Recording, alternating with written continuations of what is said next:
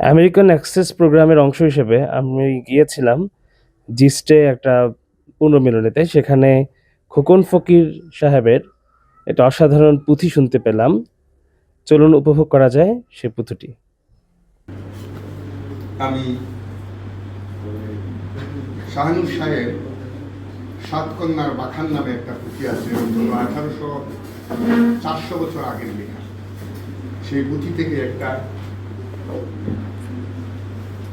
পর্ব আমি পাঠ করছি। আরে পহেলা বয়ানে ভাই তাতে খরময়ন, সাথে কইনার বাখান আমি লেখি মন। যদি বাপের বেটা হই উস্তাদের গোলার হারে, নয়নে দেখিলে তারে পারে চিয়ার। মায়েরও পিয়ারা বেটা বাপেরও পরাণ, প্রথমে লেখি নই আমি হস্তুনির বয়ান।